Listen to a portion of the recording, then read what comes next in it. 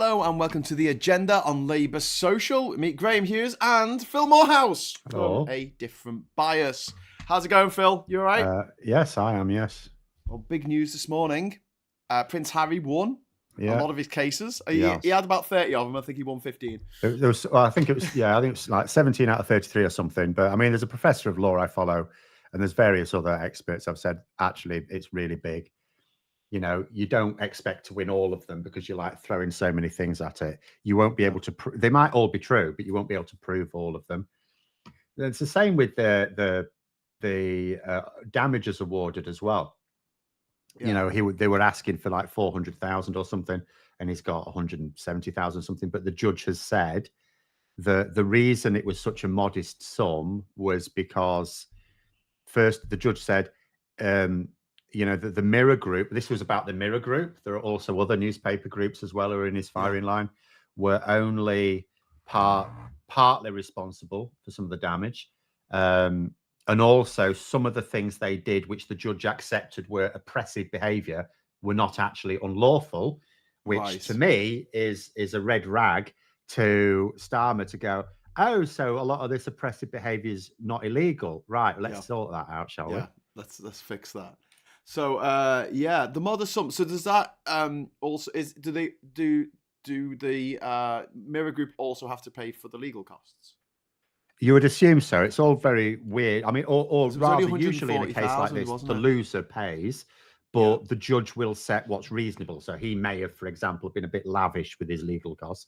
So the judge will decide. But this is why, for example, slaps work, where someone wealthy tries to shut you down by threatening to sue you because if you lose, and they will make sure it's a very expensive case, and you'll have to pay whatever the judge thinks is reasonable costs.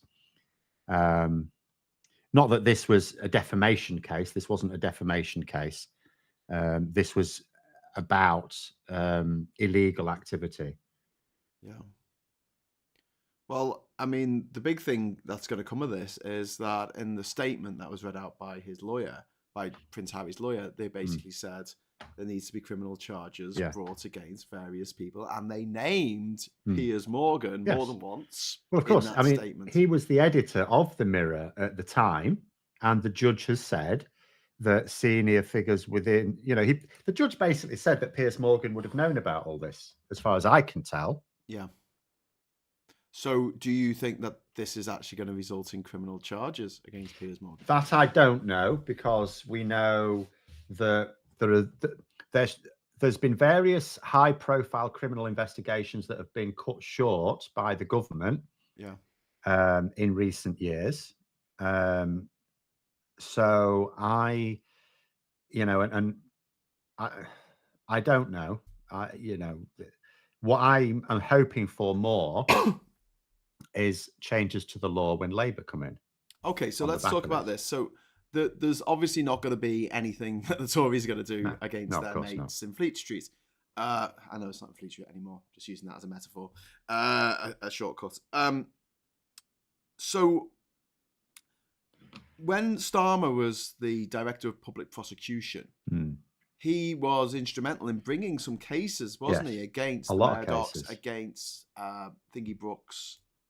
Rebecca Brooks, Rebecca Brooks, that's the one. So he's already got probably a bit between his teeth about going after these guys.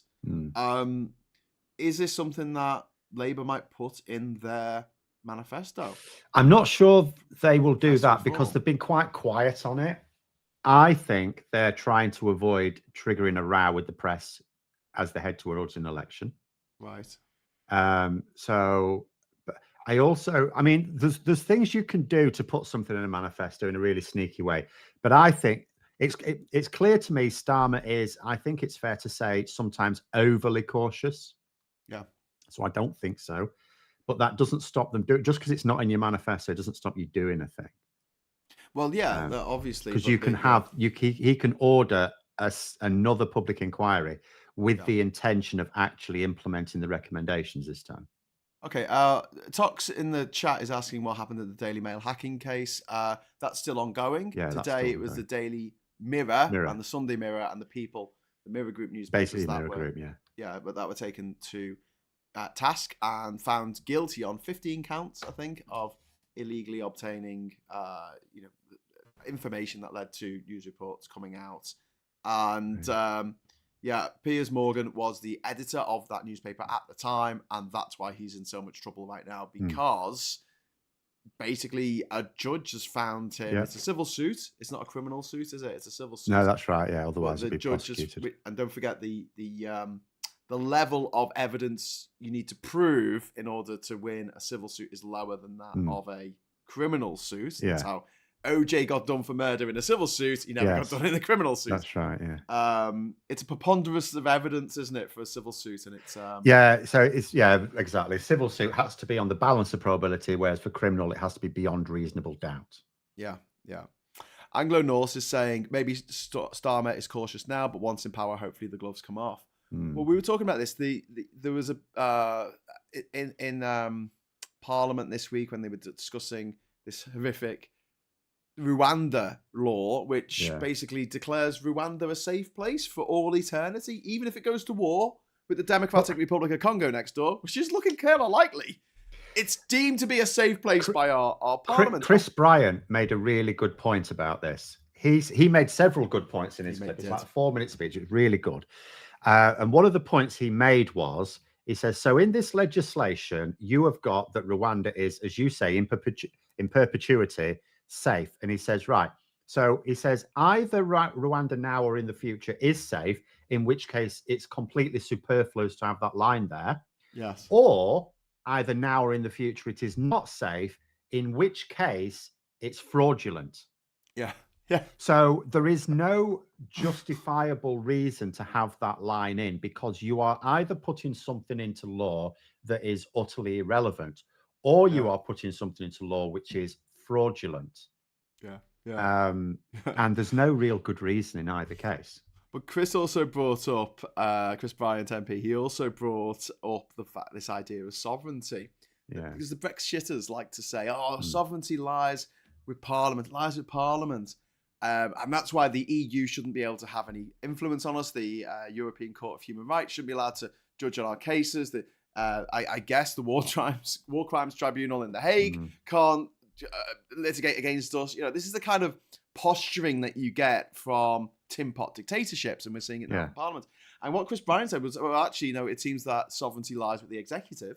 The government decides what's real now. And if they want to say that the moon is made of cheese, they can declare the moon to be made of cheese, which is both hilariously ridiculous, but also, it's a slippery slope towards authoritarianism. The thing, what people need to point out with this issue of sovereignty, like Miriam Cates saying the same thing, there's a few saying the same thing.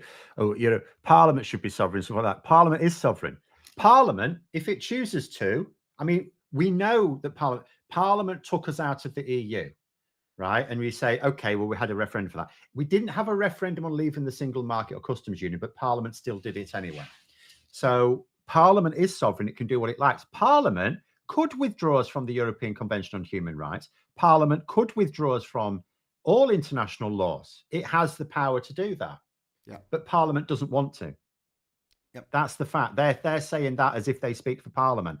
Parliament does not want to do what they want it to do. Parliament is sovereign. It can do all of those things. It chooses not to. So what they're trying to do is get a workaround whereby we don't leave those international frameworks, because Parliament does not want to do that. And there's certainly no public mandate of any kind for that. And they're trying to find a workaround whereby we're still within those frameworks, but we get to ignore anything we don't like, which is ridiculous. So it should just be a case of, look, if you think Parliament, and this is what journalists, every time someone like this in an interview is saying this, they need to say it every single time. If you think Parliament wants this, why isn't it voting for it? Because Parliament is sovereign. They shouldn't be allowing them to say that anything is overruling parliamentary sovereignty. It is not, and it never has. Parliament is sovereign. Parliament can do what it likes. Whenever Brussels passed laws, which remember was part of us, we were a big part of that, Westminster still had to put it into UK legislation, and sometimes it voted not to. So Parliament, of course, is sovereign. Of course it is. Yeah. It can decide to do these things. It's just that if you decide to withdraw from certain international obligations, then the other players within the international framework can also use its sovereignty to say, well, if you don't want to accept the responsibilities, you don't get the benefits. Yeah, exactly. Well, I was going to say, just before I go on to this, Ernie Burns saying the ultimate irony of Brexit was we had to be sovereign to leave. Absolutely, mate. But what I would say is that we have our government has consciously ceded a lot of our sovereignty to the gutter press. Because if you look at the issues that have absolutely that they've obsessed about over the last 30, 40 years, it's been the tail wagging the dog. The Tories have responded to the tabloid press. And we talk about the influence of Nigel Farage and UKIP on the Tory party. But I would argue that the influence of Murdoch has been bigger. Has been. I mean, they're much the the same people, bigger. really. They're all the same people. They meet. They're all part of the same groups. You know, like they have their own little. They don't need WhatsApp groups. They have their own little social networks across the world. Yes. They're all part of the same thing. The Illuminati. But not that they're very illuminated, but no, they're not.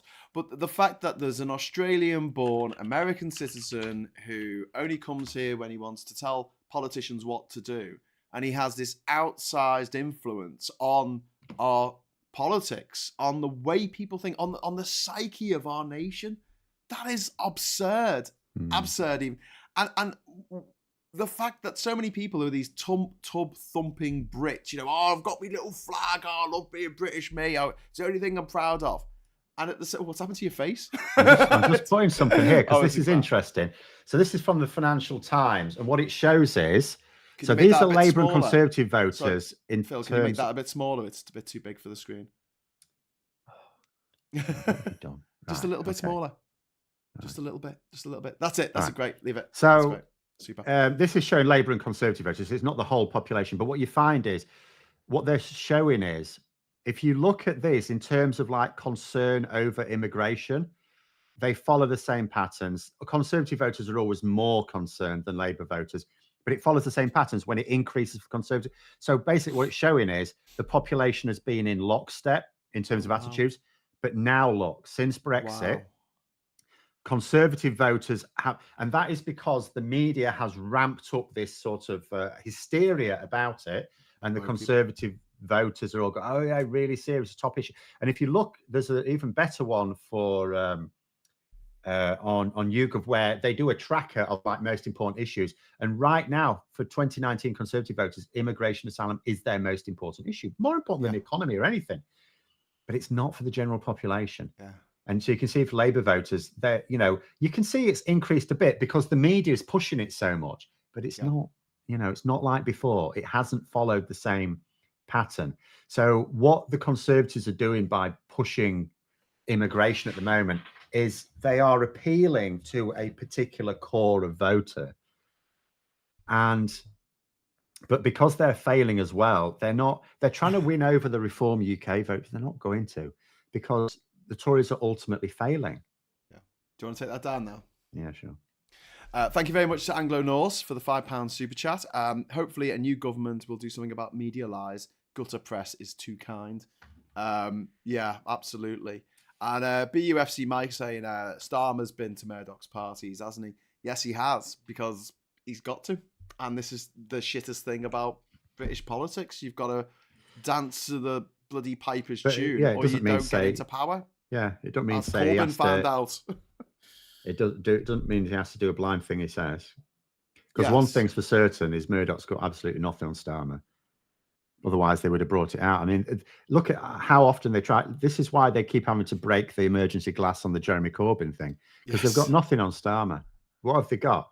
He was part of Corbyn's shadow cabinet. Yeah, they do that. Basically, their lines are. How dare he? Their lines are that he tried to make Corbyn Prime Minister, and he had a beer, at this thing that police twice said wasn't illegal. Yes. So it's and it like was on the front cover of the Daily Mail 7 times. And they keep bringing it up.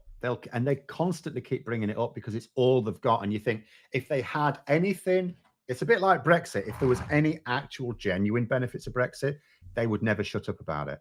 Yes. Even if it was like this small benefit to this massive cost, they would keep focusing on the benefit, but there aren't any. And it's the same with Starmer. He's like, he's so boring. He hasn't done any. The worst thing he's done in his life seems to have been selling ice cream illegally as a young man in France. And he had his ice creams nicked anyway, so it doesn't matter. Cheeky sod. But yeah, he has led quite a squeaky clean life, but I get the impression that he is very much, trying to appeal, but not trying to appeal. Let's talk about something for a moment. I'm just going to turn my mic levels up. Sorry if I start peaking, but if I'm peaking, let me know. I'll try not to get too excited. When we look at the brains of different people who vote different ways, we find that people who are on the right have an enlarged amygdala or whatever it is in their brain, which makes them more frightened of everything. And so to get Tories to vote, you have to frighten the shit out of them. And this works really well when you've got someone like Jeremy Corbyn, who they can, perceive as a boogeyman. Oh, no, don't do that because Jeremy Corbyn will come and get you in the night.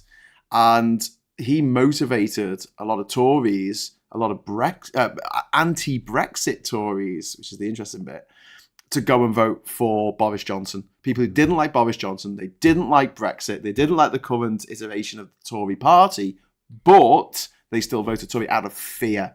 So Starmer, by being so milky toast, not really, going hard on any particular policy and always trying to take the middle road, he's trying to not spook the chickens because we need these guys in power.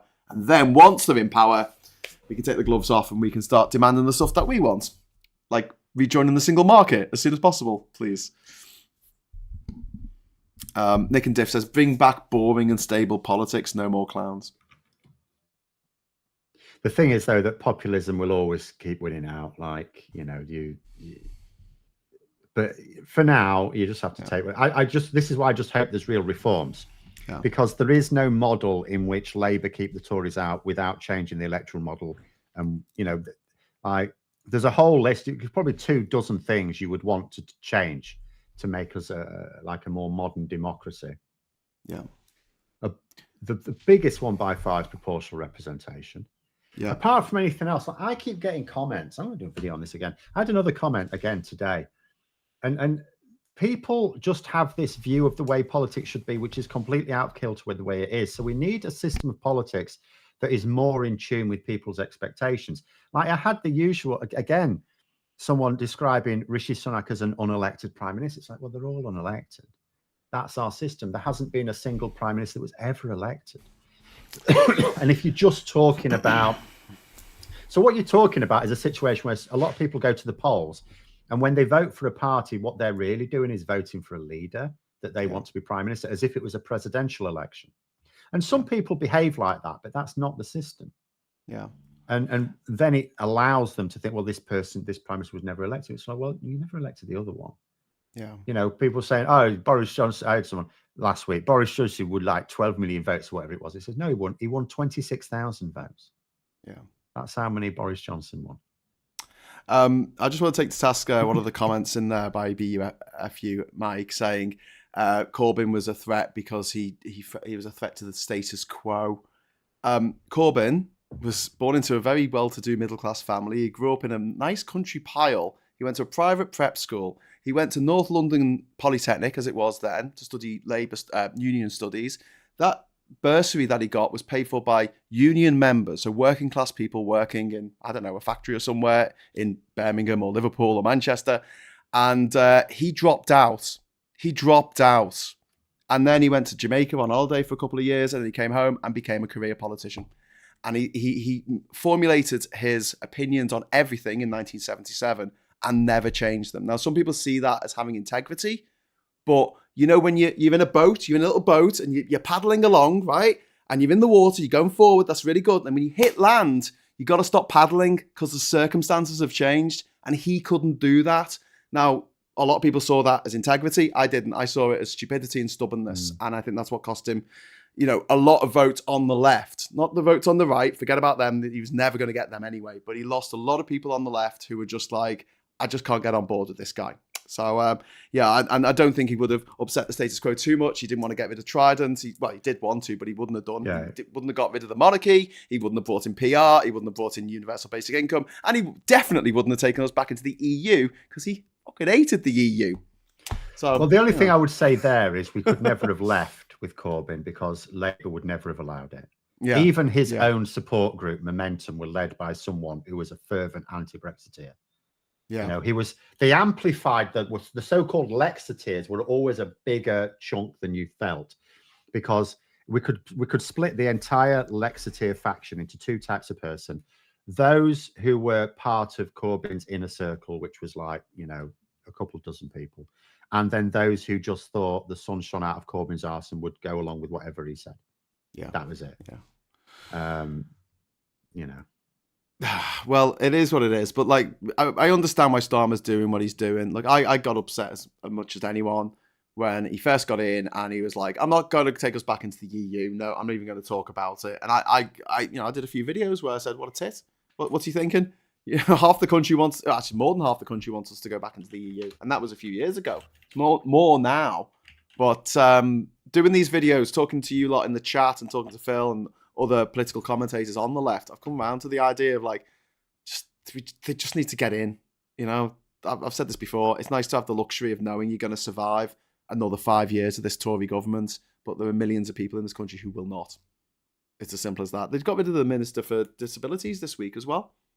Do you hear about that, Phil? Yes. So what they've done is they had. So this is important as well, because when you think, well, so what's the deal with this? A minister is someone who has responsibility over a specific policy. So when you have a minister for disabilities or the disabled, what you're saying is someone named is in charge of all this legislation and policies for this group of people, of which there are 16 million. So it's like a quarter of the population have some disability, recognized disability. And they've folded it into other things now. So now there's a minister for disabilities, work, and something else. Work and pensions, possibly. But they've folded it in, which now means that although technically they're still a named person who needs to be in charge of policies for the disabled, they've got an expanded brief, which means they'll be able to spend less time on it. And in actual fact, when you've got an expanded brief, it means you can ignore a whole section of it and choose that another part of it is really important. When something is really important, you need a minister whose focus is just that one thing. Yeah. Yeah. And that's why when the Conservatives have folded things like energy and business together, it's like, so you're not really that bothered about energy, are you? No. Because you should have they got rid of the Minister for Veteran Affairs because it was Johnny Mercer, wasn't it? Yeah. He did quite a good job. I don't like the guy, and he was a tit on Question Time last week. But he's obviously there's self-interest with that one, so he will be effective on that. But he resigned the position, didn't he, in the end, because the Tories were just... I can't remember. Yeah. Rachel, thank you so much for the super chat, just because, and the trans pride flag there, with a bunch of hearts. Thank you very much, Rachel. Really appreciate that. I just mentioned BUFC, Michael. Just a little question there. Again, I do need to keep challenging this. Keir Starmer didn't realise genocide was a war crime.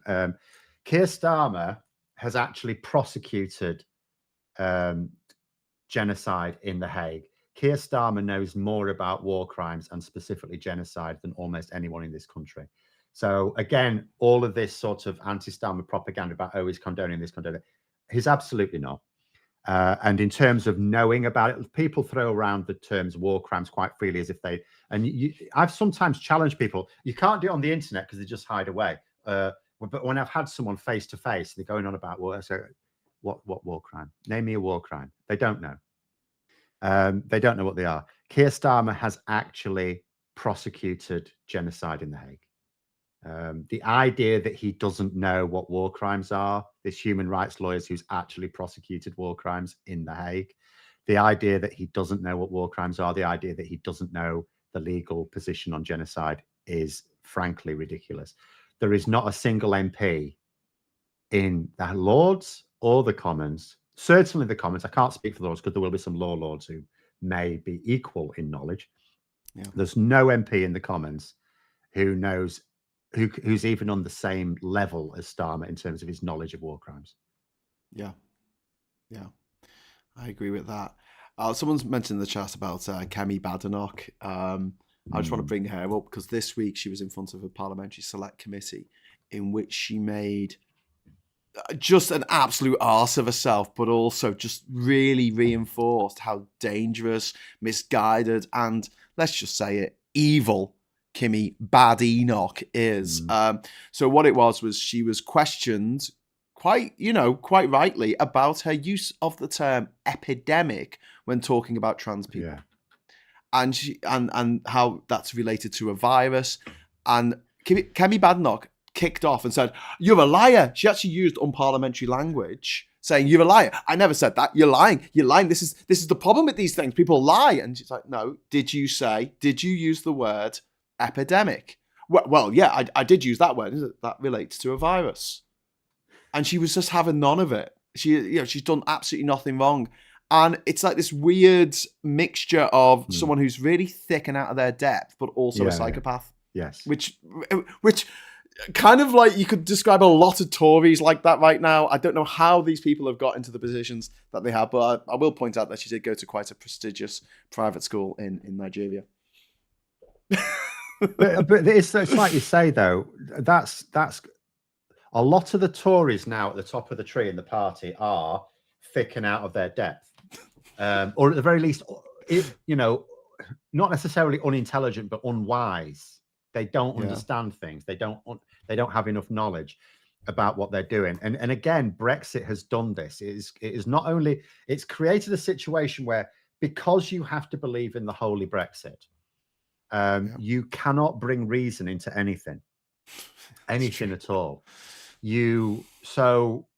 It gives you license to just see the world how you want to see it, and not like there's some people who achieve things in life.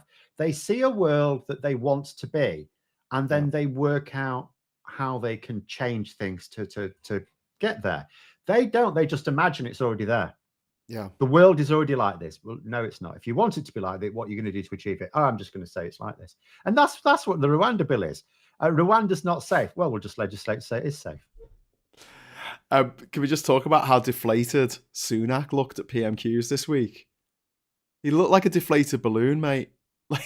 I couldn't understand why he was so angry. I'd have thought he'd have been chip. I was expecting him to cut, because he's done it before. Sometimes he's been asked questions that are really awkward, and he just, because it's that attitude of confidence. It's like, anyone who's quite partisan watching PMQs will just believe whatever side they like as one. Anyone with critical thinking skills will consider it more carefully. But if you've got critical thinking skills and you are paying attention to politics, you're not going to vote Tory anyway, unless you are making a lot of money out of it. Yeah. So it's really for the casual observers, so he'll come across, because he knows that casual observers don't necessarily watch PMQs, but the clips will go around social media. So they'll watch a couple of minutes, maybe. Yeah. So all he has to do, and he knows this, the Tories know this, any populist gobshite knows this, you come across confidently. You stand up, you smile, you go, the right honourable member may have forgotten, blah, blah. And it doesn't matter if what you say is absolute hogwash. You're giving the impression that you have actually slapped down the leader of the opposition. It's that confidence. And he's done it before. He's capable of it. I thought he was going to do that. I thought he'd be buoyed by the Rwanda vote. I mean, there was no rebellion there. That was a shit rebellion.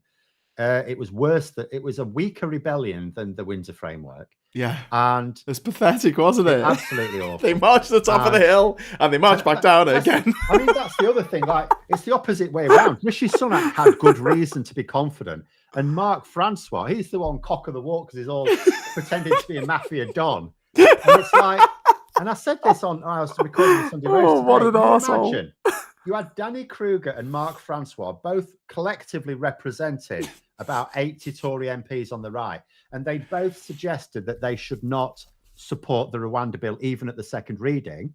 They weren't suggesting vote against it, but abstaining. And imagine an actual mafia don who gives some pronouncement And the rest of their like hoods and gangsters and stuff go, yeah, we're not doing that, mate. Like, what do you mean you're not doing it? Do you want an horse's head on your pillow? You wouldn't do it, but that's what's happened. And yet Mark Francois was going around as if it's important again. Yeah. And yet, and I saw him when the division was called and they all trotted off.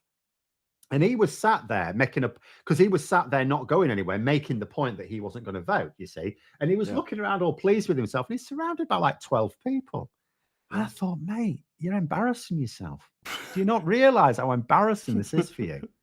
You have told your members for the second time this year, because he told them to vote against the winter framework. And most of the ERG said, we're going to vote for it. And now he's done it again. He said, we're going to abstain. And the rest of the ERG have gone, no, we're going to vote for it.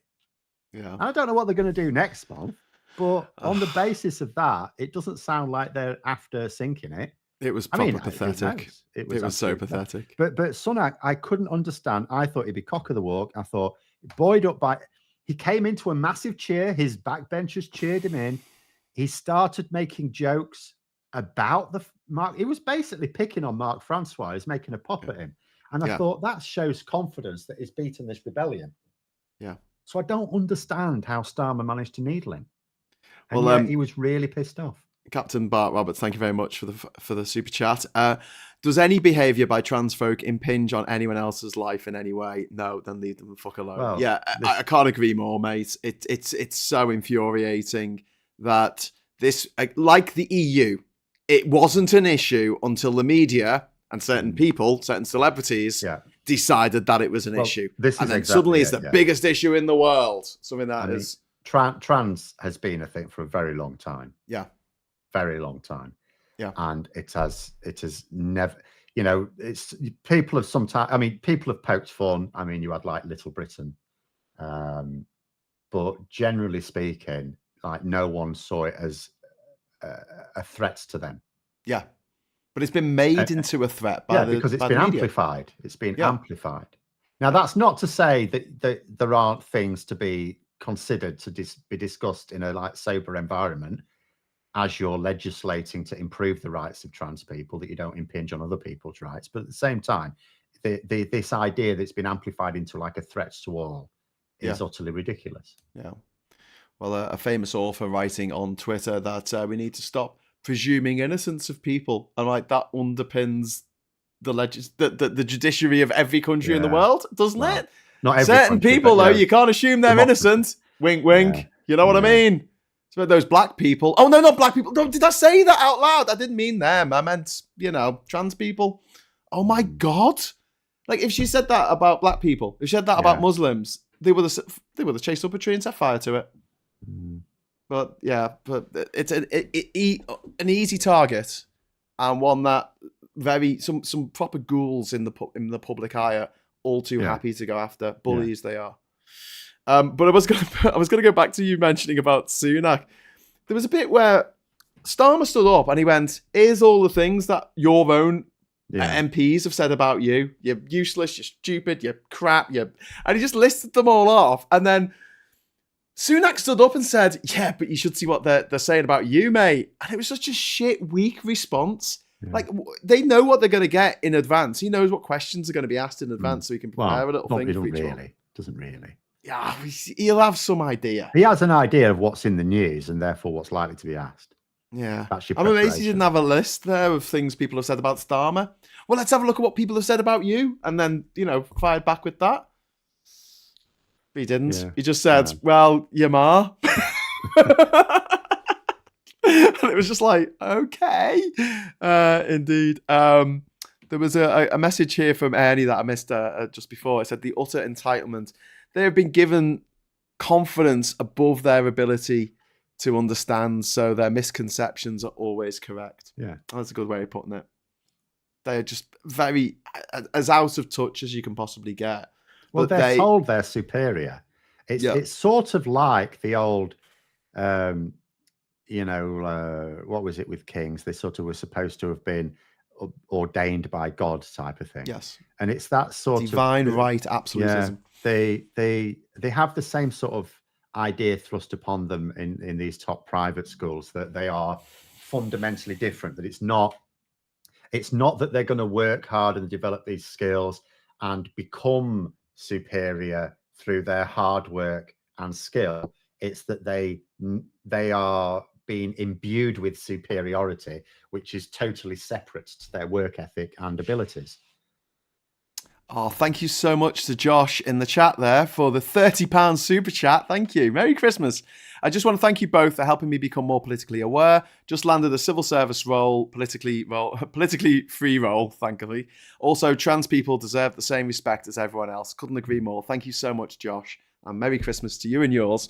It is just, to me, the way that they set the political agenda of what they want people talking about. They wanted people talking about the EU. 6 years before the EU referendum, no one gave a shit about the EU. It wasn't in anyone's top 5 things that were most important about Britain. It was things like the NHS, education, infrastructure. It was stuff that affected people's everyday lives, maybe how much tax they paid. The EU, it was just something that rumbled away in the background quietly. They didn't really pay much attention to it. But then the newspapers decided, oh my God, this is the most important thing ever. And then mix that with immigration. And a big push during the Brexit referendum was, we've got to stop people coming to the country that we can't vet and make sure they're okay. And we're like, we check everyone's passport on the way in, mate. Do you know what occurs to me as well? Because I keep saying all the time, if you think about free market theory, the idea of free market economics, which is ultimately the far right wing, people like Jacob Rees-Mogg are all in for that. And I keep saying, it's fundamentally at odds with their stated views on immigration, because if you want a small state, you need lots of immigration, because then you don't have to shell out as much on educating them. You don't have to shell out as much on pensions, because many people that come to work here spend their productive years here. Not necessarily all of them, but they spend their they've already been educated somewhere else. They've come here for work. They're going to spend some years working and then go somewhere else, go back home or go to another country or something like that. So there's a very large proportion of people who come to this country as economic migrants that just do that. They're purely here to boost our productivity and to pay into our tax system and take very little out, because this is their healthiest years. Net benefit. They will occasionally need healthcare, for which they're paying over the odds, but they don't generally need it. Yeah. So of course they should be massively in favor of immigration. And it keeps doing my head in. And there's times when I think to myself, do you know what? I think they are pro-immigration, because if you look at what they do, you say they tied immigration to Brexit. Now they're tying immigration to removing human rights laws. I think when they get to a point, or if they get to a point where they've actually abolished human rights laws, I think they'll suddenly become very pro-immigration, because I think they want immigration because it allows for that smaller state idea. You don't have this large aging population because you're nicking other people's and letting them deal with them when they're older. So once they've got to a position where they've removed all of our human rights, then at that point, they no longer need to use immigrants to take away those rights, because those rights are gone. We're back to the 19th century. Yeah. And I think they'll be very pro-immigration again. Yeah. Someone's talking about Doctor Who in the chat. I can't stand Catherine Tate, but I really enjoyed the last 3 episodes of Doctor Who. There's a certain jubilation. I loved her character. Oh, it's a great character. Felt like they were getting back into the groove. I didn't like the Rose character. It was nothing to do with Billie Piper. I just didn't like the Rose character. Well, I really liked Ncuti Gatwa. Spoilers, sorry, turns up at the end of the last episode. Ready for the Christmas episode, and he just had such excitement in his eyes, and he's a really great actor. I love him in Sex Education, and I was like, I want to jump in the TARDIS and go and go visit the discos of the universe with this guy, because I know he's going to be a good night out. Whereas Jodie Whittaker, I thought she was good to a certain extent, but the story she was given weren't that great. And also, traveling with her seemed like a bit of a chore, in which bad things just happened. And she had to solve the bad thing. It didn't seem exciting, and that's something that I think David Tennant brought to the role when he had it originally. And I think Ncuti Gatwa was going to just fucking run with it. So I'm quite excited about the new Who. But yeah, I don't like Catherine Tate. I don't find her funny. I don't like her. I'm sorry. I know that's prejudice for some reason, but not my favourite. Amy Pond, on the other hand. Anyway, so don't let us get relayed by pop culture. So the other thing we want to talk about today is Scott Benton, Blackpool South MP, caught in a sting. Now, what I want to know, Phil, how come it's okay for David Cameron to call up the then Chancellor of the Exchequer, Rishi Sunak, over 100 times, begging him to include Greensill Capital in part of the COVID recovery fund, but it's not okay for Scott Benton to offer to sell classified documents because to ultimately undercover Times reporters. It's ultimately politicians policing politicians. So, for example, why did Boris Johnson face a Privileges Committee inquiry for provably lying in Parliament? Or even, I mean, it was only proven by the committee, so it was suspected to be lying to Parliament.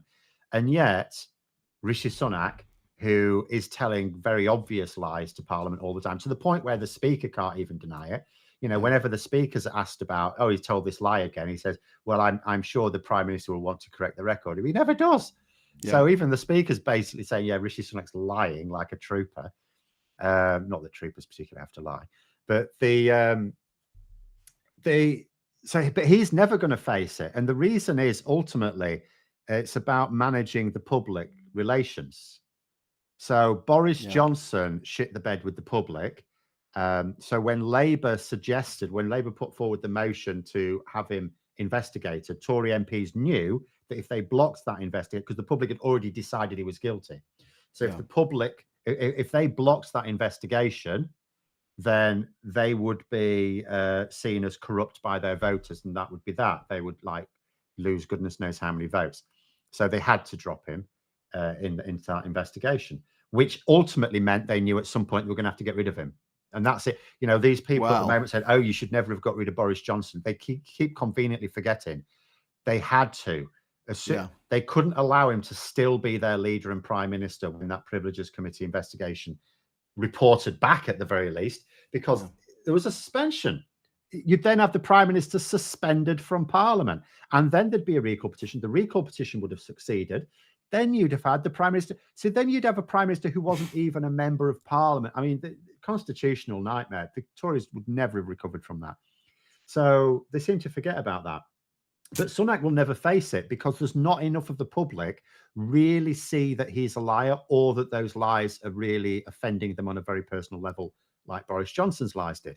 And it's the same with Scott Benton and David Cameron, or any number of others who've committed clear breaches. Scott Benton got caught, as you say, in a sting. It was all publicised.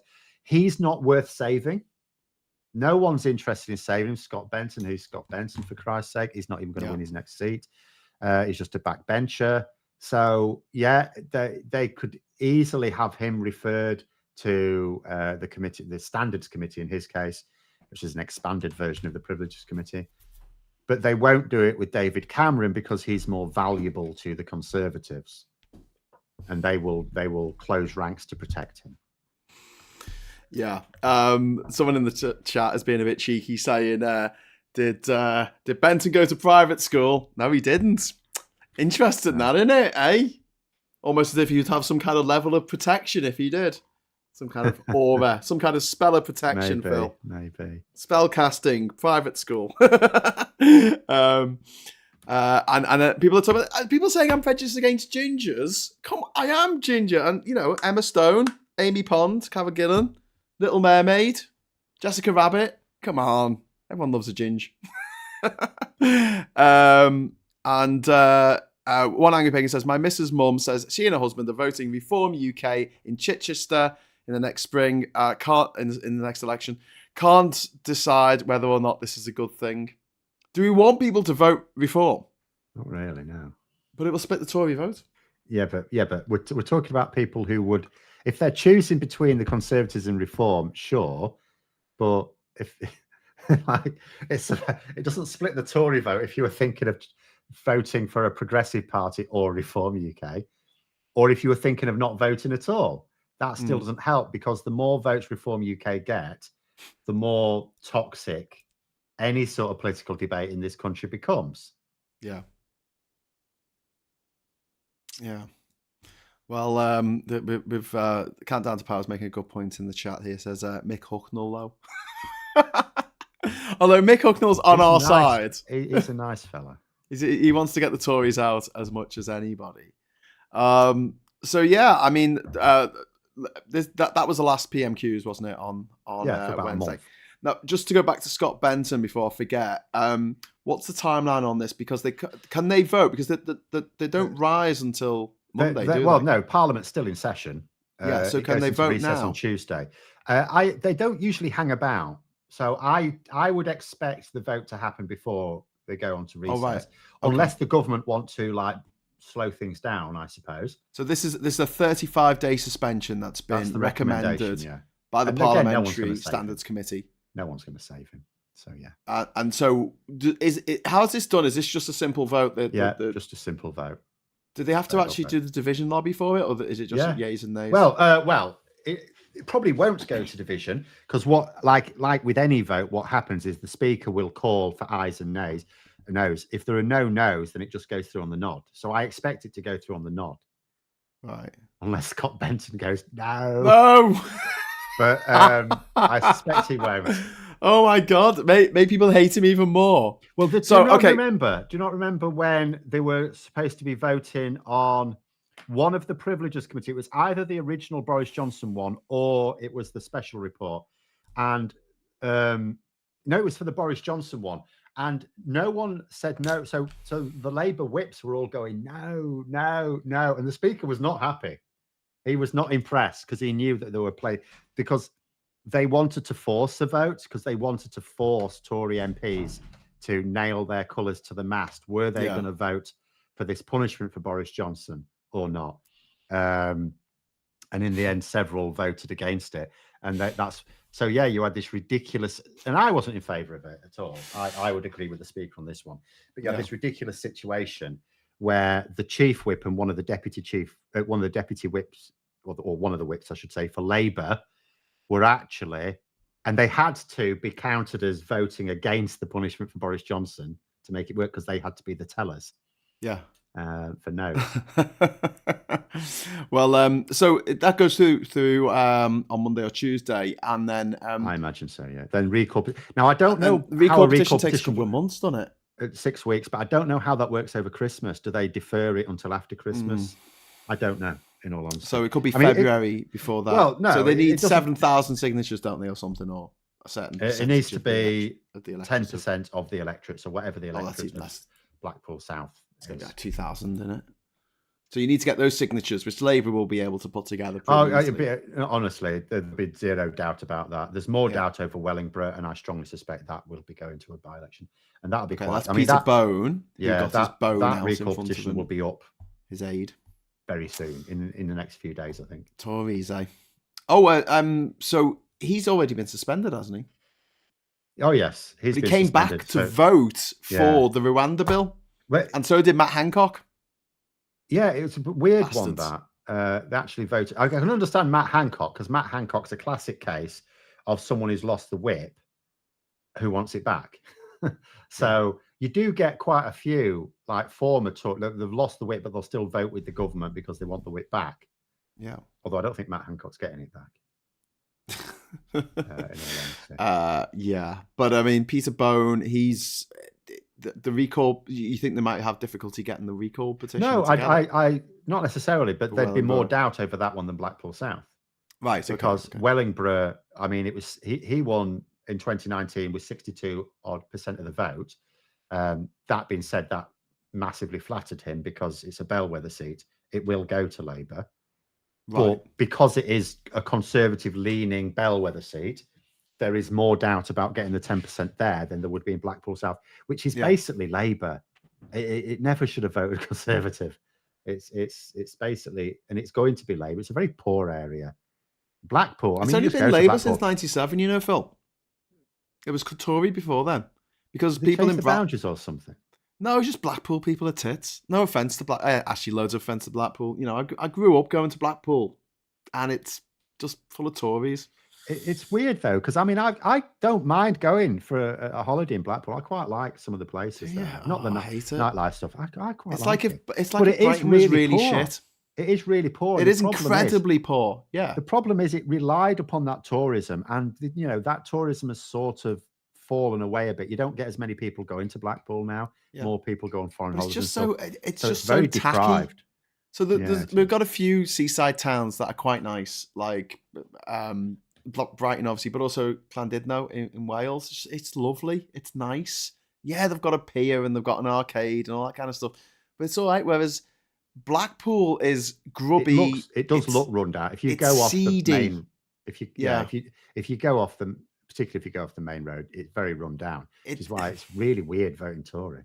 Yes, but they've got a bit of, I don't know, racism. I was gonna say they got a bit of like pomp about them, but I think they just don't like foreigners. But also there was they voted for Brexit and overwhelmingly. Yeah. I mean that's why they were told that we'll stop people going anywhere foreign on holiday, so they'll all flock back to Blackpool. Well, they sort of got that, don't they? If they look at the queue, no, because no one's got any money, Phil.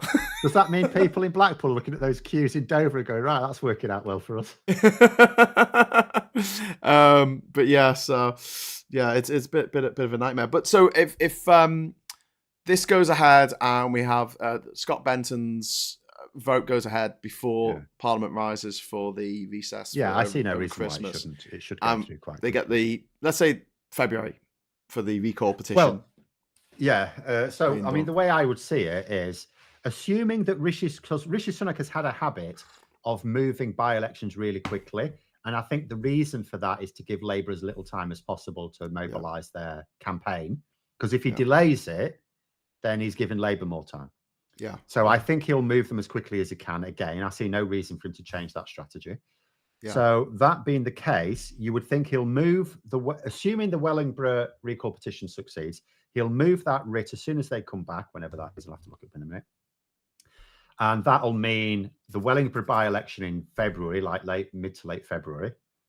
And then there'll have to be the Blackpool South one in March. So he's going to end up with so Rishi Sunak's New Year is basically January, heading off possible rebellion over the Rwanda bill, which may or may not happen. I don't know.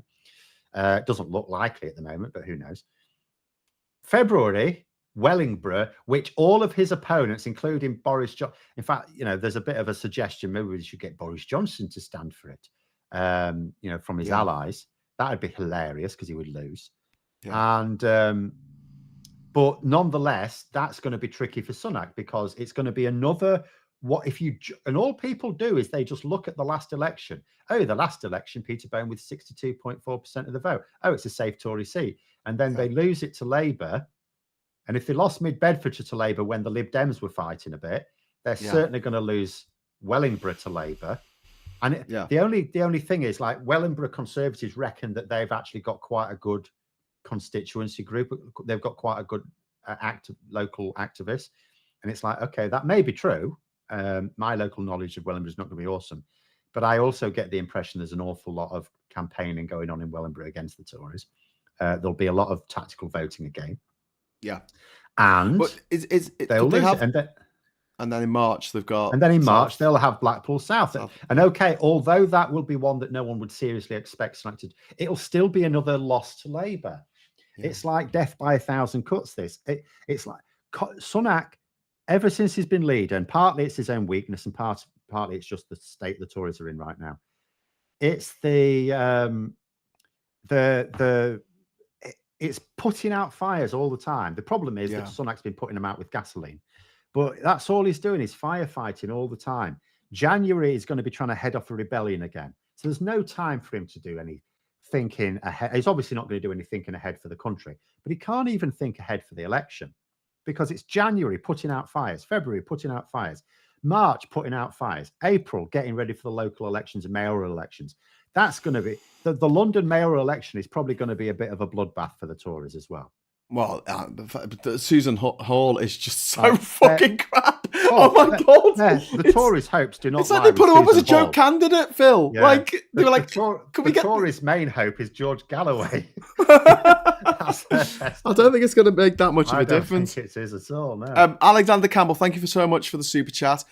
Tory MP watch, another bite to the dust as Bob Stewart for Beckingham lost the whip last month after being found guilty of racial abuse. Happy Friday, you all. Thank you very much, Alex.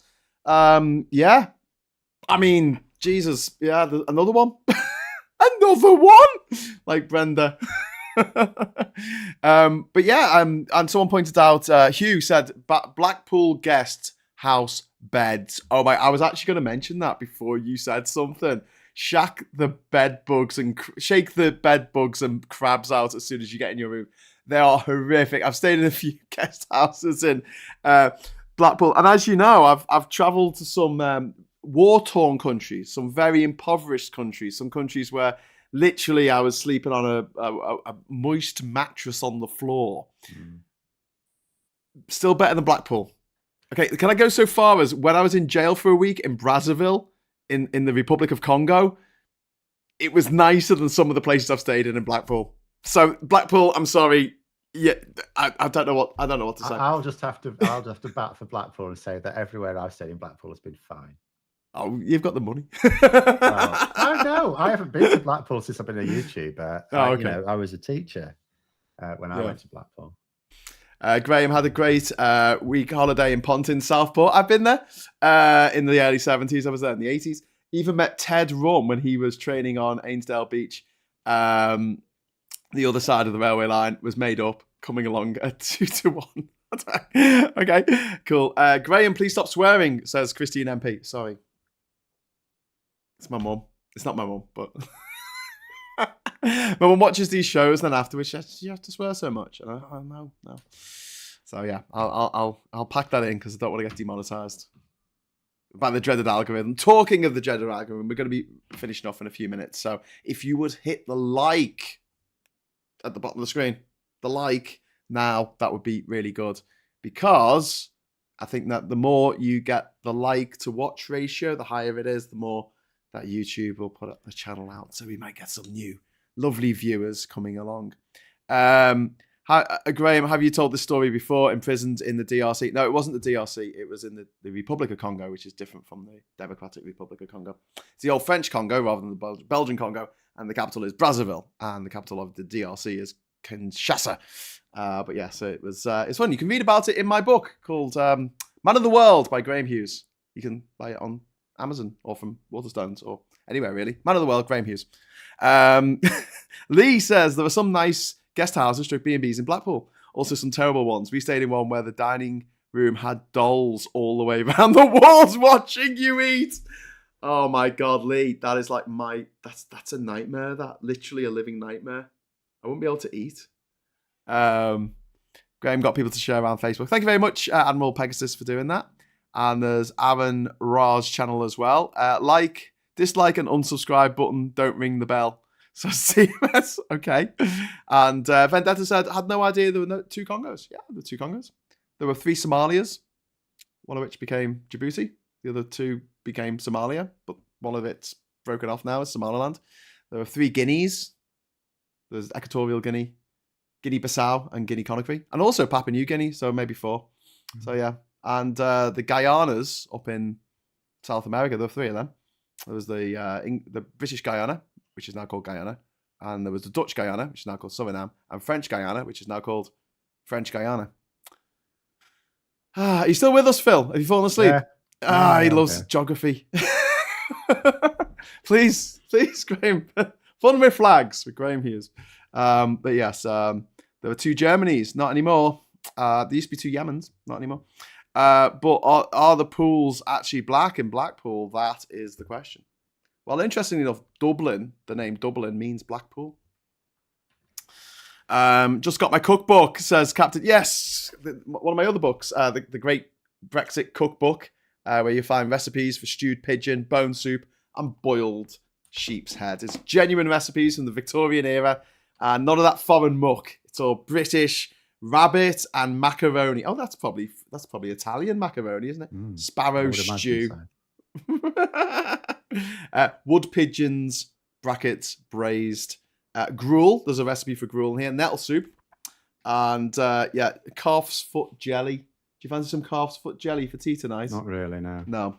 Okay. I'm honest. Buy that for your friend who voted for Brexit. for Christmas. Congratulations. We're supposed to, I mean, they haven't postponed their standards controls yet, so it looks like they're going ahead, doesn't it? They're pushing it a bit late if they're going to postpone them again. Oh God, because they're supposed to come in January. This is so end of January is the first phase. So they're going to bring it in 3 phases, and it's not like we get proper standards control even after the 3rd phase. But what they are going to do, so yeah, it comes in 3 phases, and the first one's like by the end of January. Yeah, and they haven't cancelled it yet or postponed it. So yeah. It looks like they want that to go ahead. I'll have a chat with Kieran. I'll do a special with Kieran, the van driver, talking about this when it comes in, because it's going to be bedlam if it does come in. And also, it's going to like double the price of some foods. Well, I mean, some you may. I mean, when they've all come in, and the first stage is not going to really block anything. But for as soon as you need health certificates, there's certain foods you just won't be able to get, because it's like the Cheshire Cheese Company issue. You know, if you're going to, if like delis, particularly they're worried about delis being here. If you're going to buy in like 50 quid's worth of salami or something, and the health certificate costs 80 quid, they're not going to sell it you. No. And you're not going to pay an extra 80 quid for that. So, you know, you're only going to get things like that from people who can bring it into the country wholesale, but then they're going to have to cover the cost for that, and it's all going to get very messy. And also with some of these specialist goods as well, you often find they put a load of like small consignments together. That's not happening. Larry the cat says moths found in Tesco stuffing. Yeah, so my partner was going about that, because it was in like some Christmas stuffing mix that she wanted to get. And now she's thinking, I don't want moths in it. God, what? Moths? It's just so random. It's like a curse. May you have moths in your stuffing. That'll teach you for not buying my magic pegs. Yeah. Moths in your stuff. Oh my God. Somaliland existed independent of Somalia, as British Somaliland joined Somalia after independence, then left. They did, but they're not recognised as independent states, unfortunately.